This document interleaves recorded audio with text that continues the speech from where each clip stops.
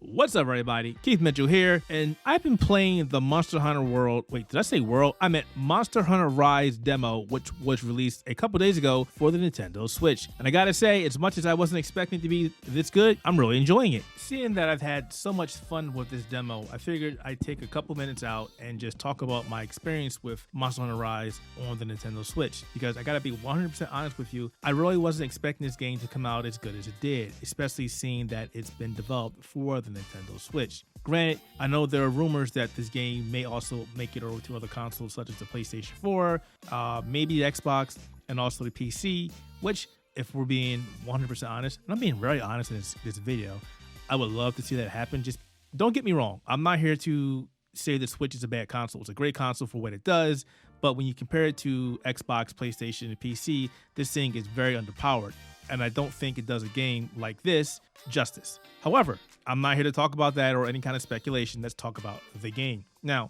once you download the game, assuming that you can, because I know a lot of people having problems trying to download the demo, you're given 4 different missions. You're given 2 quests and 2 tutorials. Since I played a lot of Monster Hunter World, I dove straight into the first 2 quests, which was giving you access to 2 beasts within the game. Jumping into the game, it's very similar to Monster Hunter World, which I'm sure this is what they were going for, because for years after Monster Hunter World was released, people were asking for this game on the Nintendo Switch, and obviously the pushback was this system can't handle this game. Well, now that we have Rise, or we will soon, I guess you can kind of say that's not really the case. Yes, it's not the best looker, and it doesn't perform the best, but for what I played on the dock version of the game, it plays decently. I want to say it's maybe 1080p, maybe less than that, and maybe hovers around 30 frames per second.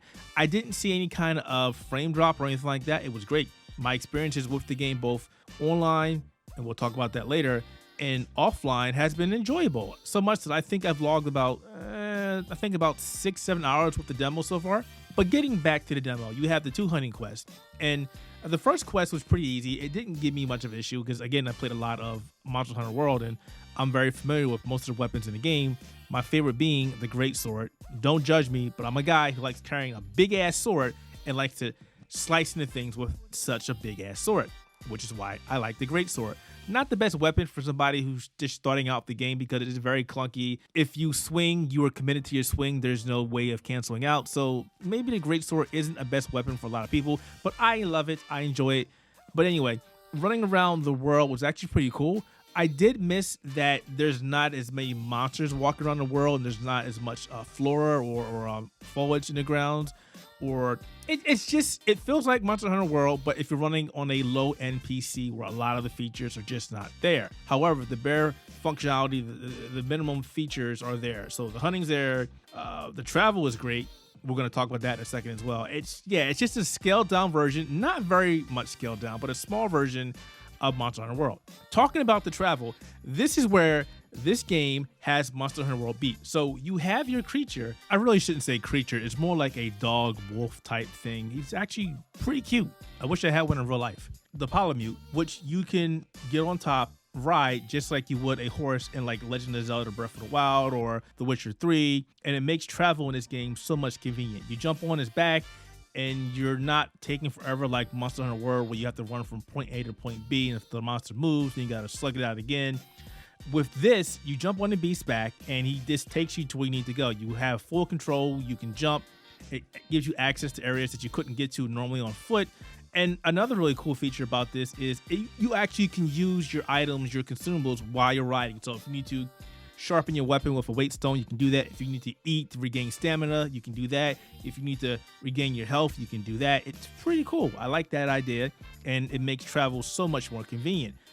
Also, what you can do with your Polymute is when you're out in the field, you can use it to attack. It does do damage to creatures. It doesn't do a whole lot in the demo. I'd imagine as you play the full version of the game, you can equip him with different weapons and things. But for right now, he does basic attacks. It's not that strong. But he also has the ability to help you out during a fight. So when you're fighting a monster, it also can give you some breathing room as it also attacks the creature. That is some great stuff there. And it's something that I wish was in Monster Hunter World. And as much as I enjoy that game, And after playing Monster Hunter Rise for so long, and then looking back at Monster Hunter World, it's like, wow, I really wish we could get the Polymute inside of Monster Hunter World. In likelihood, it won't come either because, surprise, that's your hook to play Rise instead of playing World. And I think I'm just a little bit jealous of having that in Rise. I really wish it would come to World. Capcom, please do something. Modders, do something. Somebody, anybody, make this a reality. No, it's not going to happen. I know that. I'm just praying to the Capcom gods, but that won't happen. Another cool thing about Rise is also the Wirebug. Now, when I first heard about this, I was like, oh, the Wirebug is just another fancy name for the grappling hook. Oh, how far off base I was about that. The Wirebug has to be my favorite addition to Rise. So check this out. I'm sure you've seen the videos, but I'm fanboying right now. So just give me my moment to fanboy, all right? The Wirebug allows you to toss it in the air and swing from one location to another location like you were Spider-Man. It literally just sits in the sky and you grapple onto it and then you swing to another Wirebug. Assuming you picked up enough, you can do this nonstop. Now, the cool thing about this is you can throw your Wirebug in the air, you can swing, double jump, throw the Wirebug again, double jump, throw the Wirebug, suspend in air, and then decide what you're going to do. Again, depending on how many Wirebugs you picked up because they're all out in the world. Now, I love this because as a great sword user, this gives me a great vantage point for when I'm both attacking and when I'm trying to get away from a monster who's trying to end me very rapidly. So when you're fighting, you can use this, as I just described, to get the jump on them by using the Wirebug to get on top of them or high above them and then slamming down with the greatsword. I love doing that. It fills me with a great feeling of sensation. However, when you're in dire straits, you're in that oh shit moment, you also can use the Wirebug to quickly get out of danger. Again, depending on how many you have, I love that. Again, it's something I wish you had in Monster Hunter World. You're going to hear me say that a lot because I really wish these features were in Monster Hunter World. So the Wirebug is a great addition for attacking and defense and getting away. It's also pretty cool for exploration because there are a lot of places in the game where you go, wow, they put a lot of time and effort into this. Just certain locales that just have like Easter eggs just scattered around the map. There's also items and consumables you can pick up around the map as well. So the Wirebug makes that all possible. I love it. Let's talk monsters. And within the demo, you had access to two different monsters. One was a beginner and one was a moderate to intermediate monster for you to tackle. I thought both of them were fair fights. However, I did have a problem with the secondary one. So the first fight was against the Isachi. This guy, again, is for beginners. He doesn't run a lot. He has a small amount of health. It'll take you anywhere from 5 to 10 minutes to beat them if you're used to playing games like Monster Hunter or Monster Hunter World. However, if you're new, it may take longer, but I thought it was a great intro fight and well done there. However, I cannot say the same for the secondary fight, which is against the Misatsune. This monster has a fairly high amount of health, and it has a weird mechanic that I'll talk about in a couple seconds. However, it has the uncanny ability to get away each and every freaking time. Just when you thought you would get that monster down to nothing, when you think you're about to kill it, it gets up and it runs. It freaking runs every freaking time. Now you're probably saying, yes, Keith, that's what all the monsters do. They run when they're getting weak. And I understand that, and I have no problem with that. Trust me, I played more than enough games to understand that concept. And I get that, but this is supposed to be an intermediate fight, right? This is supposed to ease you into playing the game, but yet this guy has some mechanics in his demo that are more akin to an advanced monster. It's frustrating. And it doesn't just get up and run away to somewhere close. Oh no, it runs to the other side of the blasted map. And had you not had your Polymute, you did pick up a Polymute, especially if you're playing online, you have to go chase it down. Now imagine repeating that process about 4 to 5 times, because that's what happened to me the first time I fought this monster. It got weak, it ran. It got weak, it ran. It enraged, it got weak, it ran. So you can see that I had a little bit of frustration fighting this guy. So again, the first time I fought this monster, it took me about 40 minutes. The second time, it took me about 25 minutes, and I was able to utilize my items, my traps,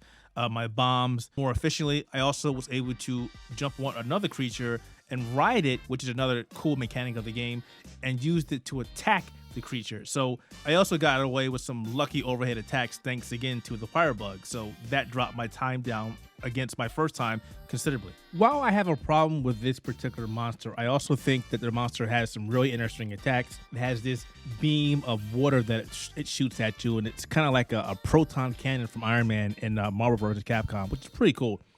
But it also has this ability where it shoots out these bubbles, and if you get hit by the pink ones, you get a debuff that affects your stamina.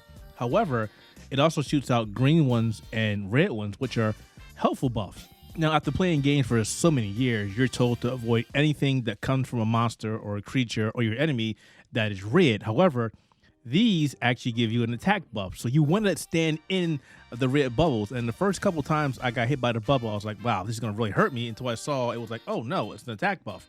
That's really weird. Also interesting. I wonder how many people actually caught on to that. And then the green ones obviously give you health. You got a monster in this game who is attacking you, but it's also healing you at the same time. I don't know if that's going to extend to the full version of the game or if it's just in this demo, but that's actually pretty damn cool. However, I did not think that fight was very fun, not for the demo. I think it may put people off with this monster, and I've already seen a lot of people on Reddit and on other internet forums saying, wow, this monster is a huge pain in the butt. I stopped playing the demo because this monster was too hard. Now, guys, if you're one of those people who think that monster is too hard, then maybe you may want to rethink about picking up Rise in the first place, because you ain't seen nothing yet. And I say that as somebody who's played a lot of Monster Hunter games. You haven't seen the tip of the iceberg. And I'll leave it at that. Another cool thing about the demo is we also got to see some other creatures from other games make an appearance. I'm not going to say who they are because I don't want to ruin that. All right, so let's talk about the online. I have a huge problem with the online. Now, I played it about 5 times and I will not play online anymore because every session has been a lag fest. People were stuttering left and right. I would get a disconnect. It just was not fun.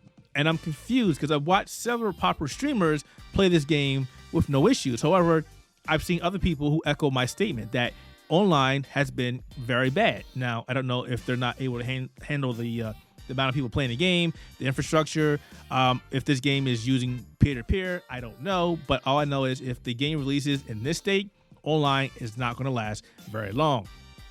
And this is where I wish Nintendo had a better game plan for how they manage to online, because they don't. And I'm not going to make this a crap fest about Nintendo's online, because we all know Nintendo's online plans, they lack a lot of things. But before I end this video, I have to say I truly love and enjoy watching experienced insect glaive users, because they are just hopping and jumping and attacking like a graceful ballerina. It's amazing. I really wish I could get that good. I just do not understand this weapon. I've never understood the weapon. Something of it doesn't appeal to me, but yet I just love watching a masterful player use that weapon. I think I'm a little bit jealous. The Monster Hunter Rise demo, it's fantastic. Again, I implore you, if you're interested in this game, if you have a passing interest in this game, please download the demo, give it a try. I would love to know what you think about it. All right, that's it. This has been Keith Mitchell from the Outer Haven Productions, and you know what to do. If you enjoyed this video, like, comment, please comment. We love to engage with you all. And subscribe. And if you do subscribe, hit the notification bell to know when new content from us is released. It is 2021, and we did promise we're going to release a lot more video content, a lot more podcasts, more spoiler casts, and a lot more. Speaking of which, if you haven't checked out our Cobra Kai Season 3 spoiler cast, what are you waiting for? Check that out. Until next time, thanks for watching.